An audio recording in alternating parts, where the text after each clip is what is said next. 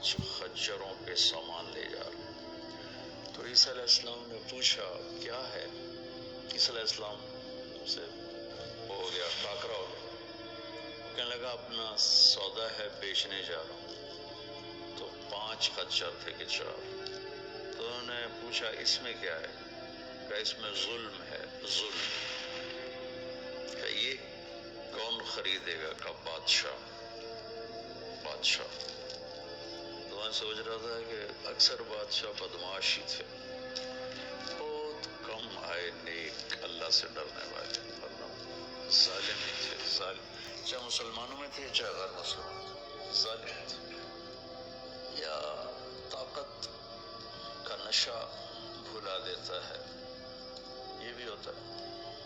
کھوپڑیوں کے مینار صرف چنگیز خان نے نہیں بنوائے، تیمور مسلمان تھا کم بخت، کھوپڑیوں کا مینار بنوا دیتا تھا۔ کہ دوسرے خچر میں کیا ہے؟ کہ اس میں تکبر ہے، یہ کون لے گا؟ کہ یہ ذمہ دار لیں گے۔ ذمہ دار بھوکا بھی ہو تو تکبر اس میں تاجر سے زیادہ ہوتا ہے۔ اور کہ تیسرے میں کیا ہے؟ کہ اس میں فراڈ ہے، خیانت، دھوکہ، چکر بازی، یہ کون لے گا؟ کہ تاجر۔ سب فراڈ چل رہا ہے، ہزاروں نہیں لاکھوں میں ایک دیانتدار تاجر ملتا ہے، وہ سب جھوٹ، فراڈ۔